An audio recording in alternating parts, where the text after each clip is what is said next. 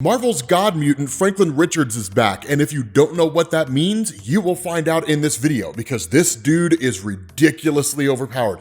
So what this does is this basically opens up with him talking, kind of musing to himself a little bit about the fact that there's like some asteroids headed to Earth. These asteroids are invisible, they can't be seen by the naked eye, and even he doesn't necessarily know how that happened because while Franklin Richards can alter reality on a universal level, Franklin Richards is not omniscient. He doesn't know everything that's going on at the same time. There is a kind of cosmic awareness to a degree, but the fact is he can't see it all. And he even says that. He says, even I can't see everything. He says, I'm Franklin Richards, and I'm one of the most powerful beings in the universe. I've been an immortal, a god, an omega level mutant. I've created life and been worshipped for it. I've ended life and been cursed out with just as much sincerity. I've been credibly told I'm going to be the only one who survives the end of the universe, the only one who passes on to the next one. And man, I gotta say, I really just want to be a kid first. Now, before we continue on, let's talk about some of this stuff. The idea of him being immortal, being a god, being an omega level mutant. So as we talked about in the video that we made for X-Men 97, that mutants have a kind of hierarchy in terms of power. And at the very lowest, you have epsilon, and then at the very highest, you have omega level, and beyond omega level, depending on what school of thought you follow. Franklin's way up there. Usually individuals that have the ability to alter reality are already considered, omega level mutants. People who are not mutants but can do that are considered omega level threats. That's kind of the equivalent for like the Hulk or the Molecule Man Owen Reese or Thor, depending on the circumstance. But when it comes to some of these things, right, like I've created life and been worshipped for it, there was a point in Marvel Comics when Franklin Richards created an entire universe. In fact, he's done it twice in Marvel Comics. So the first time that Franklin Richards created a whole universe actually came in the 1990s during a story called Heroes Reborn. The idea behind it was you had a villain named Onslaught who's got his own history that we don't need to go into here. But the long and short of it is that at the end of the Onslaught saga, the Avengers and the Fantastic Four and like a whole host of characters, basically everybody but like the X-Men and Iron Man, they all ended up quote unquote jumping into the energy of Onslaught to kind of overpower it and destroy it and what have you, but they were effectively all killed. Franklin Richards resurrected them all from the dead and then carried them around in a little blue ball, which was just the Heroes Reborn universe. Eventually, he had to make a decision and he had to like bring them all back into the main Marvel universe in a story called Heroes Return, which was trash. But the bigger point that I'm making here is that this kid can create life of his own accord, resurrect people from the dead, and so on. The second instance where he did it, which actually ties into what we're going to talk about here next, right? Surviving the death of the universe, being born into the next one, that came during Jonathan Hickman's Fantastic Four. The idea was that in that story, a point would come when Reed Richards, the father of Franklin Richards, that he would basically piss off Celestials from an alternate reality. They would invade the main Marvel universe and Reed Richards would die. In every foreseeable future, that would happen. The only time that didn't happen is when Franklin Richards from the future as an adult came into the past and saved his father. It was actually one of the coolest moments because by that point, Galactus had been killed by the Mad Celestials who had combined. Franklin used the power of his younger self to resurrect Galactus from the dead and then made Galactus his herald. That's where you get the iconic comic book panel with the Fantastic Four where Franklin's like, "To me, my Galactus," right? Like just that ridiculously amazing moment in comics. In that story, and after that was done, Galactus came to the realization of just how powerful Franklin Richards was. And you got these little tidbits, right? Like there's a point in Hickman's Fantastic Four where like Galactus is visibly scared of Franklin's powers. Right, where like he literally pulls Reed Richards aside. He was like, "We need to talk about your son, Reed. Franklin's powers have returned." That's just kind of the level that he's at. And so in that story, there comes a point when Galactus and Franklin are talking, and Galactus tells him, "When this universe dies, you and I will merge into a singular being and we'll be reborn into the next universe the same way that I merged with the sentience of the previous universe and was born into this one. What form we take, I have no earthly clue, and we'll never know until the universe dies and the next universe starts." But that's what Franklin's talking about when he talks about surviving the end of the universe and being reborn into the next one. But the next thing that I want to show you here are actually some of these moments of things that Franklin Franklin has done. So this moment when you have like an adult with like a glowing orb of energy in his hand, that's Franklin as an adult. That was during Hickman's Fantastic Four run when he came back to visit his younger self and woke his powers up. It actually happened a few different times. When Franklin realized that the only way to save Reed from the Mad Celestials was to go back in time, that he actually visited his younger self, woke his powers up, told his sister Valeria about like the War of the Four Cities and all that kind of stuff, right? And it was dope. We'll have a link to Hickman's Fantastic Four as a playlist at the end of this video if you want to watch it. But the other one where you have like what looks like blonde Jesus holding like a flaming guy, so that's Fantastic Four issue number 245. And one of the things to know is that one actually kind of leads into Hickman's Fantastic Four, but not directly. The idea behind that story was that Franklin Richards accidentally used his reality warping powers because he was so young and he didn't know what he was doing. In Fantastic Four 245, what ended up happening is that he was playing with like a Rubik's Cube or something like that. And like on the TV, there was this statement of like, why don't you grow up? But because he was getting frustrated with the Rubik's Cube, he subconsciously just got angry and then his powers manifested. So like Susan Storm comes home just like a regular day, right? Because I think she's out shopping or something along those lines. She comes back to like Baxter Building or Four Freedoms Plaza or whatever it was. And like the Fantastic Four have just been trashed. Like the building has basically been obliterated, right? Like obviously a massive fight had taken place there. And like blonde Jesus comes out of nowhere, right? And like there's an instance where he's holding Johnny Storm that way. The idea was that Franklin didn't know what was going on. He didn't understand what he was doing. He was trying to help. And that's kind of one of the things that he says. He says, how many kids have been visited by their future selves, telling them all the ways things could go wrong? How many kids have aged themselves up trying to help, only to have it blow up in their faces? When Franklin did that in Fantastic Four 245, what it showed Reed Richards was that Franklin couldn't control his reality warping powers, but those powers were there, and any number of things could happen. I mean, how do you handle a 5-year-old kid that can create something out of nothing? You wake up one morning and the cast of Bleach 1000-Year Blood War are all 250 feet tall. They're fighting each other across the surface of the world and everybody's being killed and collateral damage. Imagination is the enemy here. And so what Reed Richards did is he put mental blocks in Franklin Richards' head so he could never really use his powers except for extremely dire situations. The Abraxas saga, the first time he resurrected Galactus from the dead, which happened during the Abraxas saga, we've covered that as well. Maybe we'll make a playlist of like all the crazy moments with Franklin Richards in Marvel Comics. And so that went into Hickman's Fantastic Four, right? It's the reason why Franklin as an adult showed up to his younger self and removed the mental blocks. And that's when he started creating universes again and all that kind of stuff. But what he says is, but with my powers, I cannot be a kid. So a while back, I came up with a solution, which is probably one of the laziest things Marvel's done in recent years. He says, I don't let myself have my powers. I hide them from everyone, even myself. And then once a year, I wake up. I remember everything. I look around with my full powers, my unlimited reality-altering set, and I see where the world is at.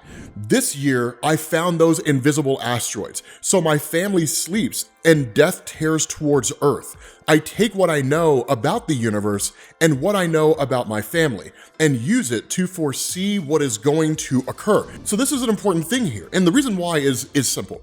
So what Marvel did a little while back, which basically pissed off everybody who was a fan of Franklin Richards, is Franklin was a mutant that had powers. The way his powers worked were kind of finicky. When he was first born, he was born by way of what was called the Cosmic Control Rod. You know how Galactus has the power Cosmic? There is a character in the Negative Zone named Annihilus. He literally carries this rod with him, the Cosmic Control Rod. It's like that version's or that universe's version of Galactus's power Cosmic. They're more or less equal in terms of abilities, right? If we're being honest with ourselves. That was used to help Susan give birth to Franklin. Originally, Franklin gained a portion of that power through the birthing process, and that was kind of used to explain why he was so capable. Years later, Marvel changed that to say that Franklin Richards could alter reality because he was a mutant. And so as a result of that, he's just kind of been able to do that ever since. In more recent years, Marvel came along and it was like Professor Xavier and those guys who were like, actually, you're not a mutant. You used your reality warping powers to give yourself a mutant gene and then make yourself look like a mutant. It was Marvel basically just being lazy and taking away Franklin Richards' powers in like the easy easiest and probably one of the dumbest ways ever, right? It's just, Marvel does that sometimes. They just take the lazy, easy way out when it comes to stuff. But this is why Marvel's kind of coming back and changing it, because fans were pissed. They were incensed when this happened. Me too, right? Because I always wanted to see Franklin on the X-Men team. And so in effect, that was never the case, right? He just basically hid the fact that he has powers from everybody, including himself. And once a year, he allows his powers to manifest and allows him to see what's going on out there in the universe. But by saying that he uses his powers to foresee what's going to occur, Marvel is essentially establishing that Franklin Richards is a precognitive, and a significant precognitive.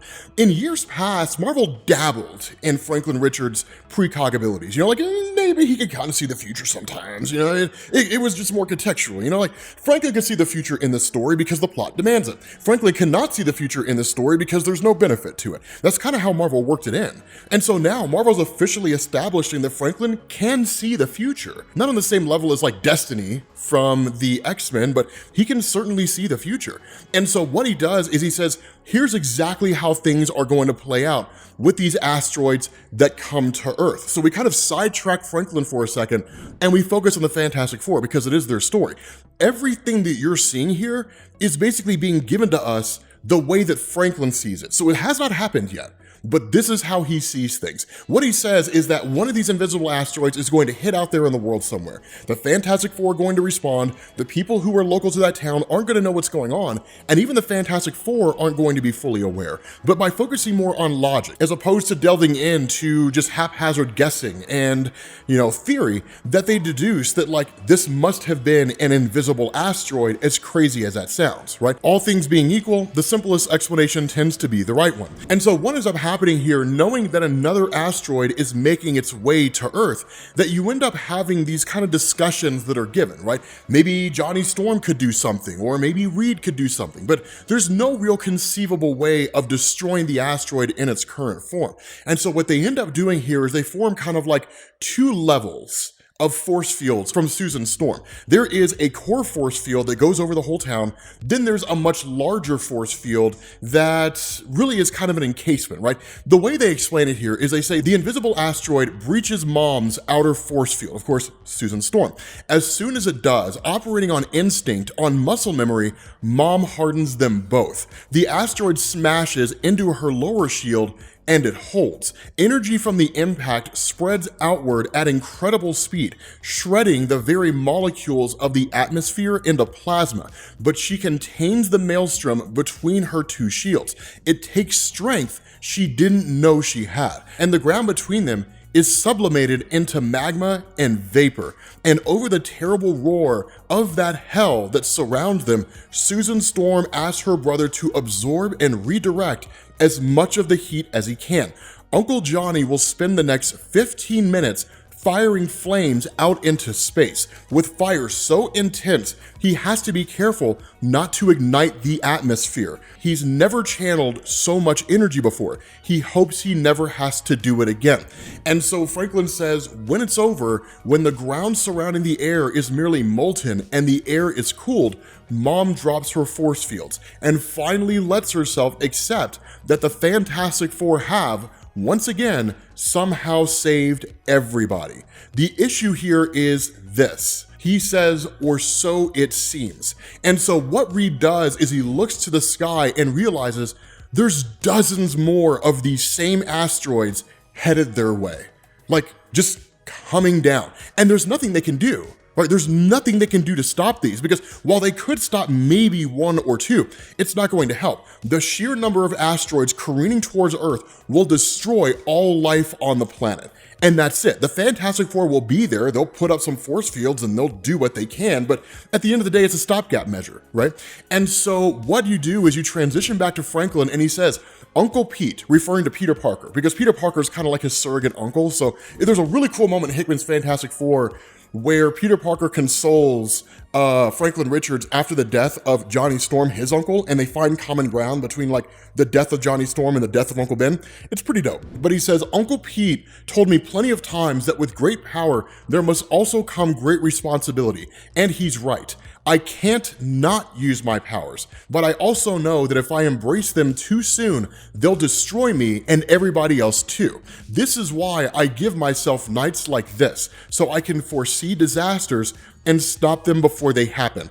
A single nudge is all it takes. The asteroids easily shift into a new trajectory where they won't hit us or anybody else. The planet is safe. And he says, every year I ask myself if I should keep doing this. Every year I know the answer is still yes. My mental block will restore as I sleep, and I won't remember anything until next year when it all comes back to me and I do it all again. Now, here's the important distinction here, because later on in the comic, or I guess as the comic progresses, Nicholas Scratch, the son of Agatha Harkness, realizes Franklin's powers are back, and he basically changes the course of the asteroid, so they go heading back to Earth. The Fantastic Four show up, and they ultimately end up saving the day anyway, because it's weird, it deals with physics. Basically, Susan Storm takes the heat of Johnny Storm, turns them into like literal lasers, and just starts taking these asteroids out with lasers. So seemingly, they would have found a way to win, right? Regardless of whether Franklin had done anything or not. That's how the story ends. The important thing here is this, because that's totally unimportant. Who cares about Nicholas Scratch? The important thing is this. There's a theory that had gone around in Marvel Comics since 1968, when Franklin Richards was introduced, that Franklin secretly controls the Marvel Universe. For those of you guys who don't know about that theory, there's these amazing points to it, right? Franklin Richards controls the whole universe. The idea behind it is that in Marvel Comics, from a publishing side, they stopped referencing the real world, for the most part, in 1968. There's occasional times where they do, but they don't do it nearly as heavily as they did between 62 and 60, really 61 and 68. At the same time, characters, quote unquote, stopped aging. They stopped getting older. The idea behind it is that when Franklin was born, and as a child, because he loved the world that he was in so much, he was using his reality warping powers to control everything. Now, if you guys want, I can make a video on that. Right? In fact, I might just do it anyway. Franklin Richards controls the whole universe. We made a video on that like 12 years ago when I first started the channel. So the video sucks, and there's a lot more evidence to support that since then. But the fact remains, right? Let me know if you guys want to see that. But this is what Marvel's teasing at. Who knows how many conflicts Franklin Richards has prevented? How many instances where Galactus was going to consume the Earth and Franklin Richards like intervened and prevented that from happening? How many times did Thanos almost get the Infinity Gauntlet again and it was prevented by Franklin Richards? Or Annihilus was going to invade from the negative zone with his annihilation wave, and just like the first time he did it, conquer and destroy like 3/4 of the universe, right? I mean, like, how many times have situations like that unfolded and Franklin Richards was the lone man on the wall who prevented it from happening? It's a pretty huge revelation in Marvel Comics. It's massive. But with that being said, guys, we're gonna bring this video to an end. Let me know what you think down in the comments section. Let me know if you want me to make that video about Franklin controlling the Marvel Universe, and I will catch you all later. Peace.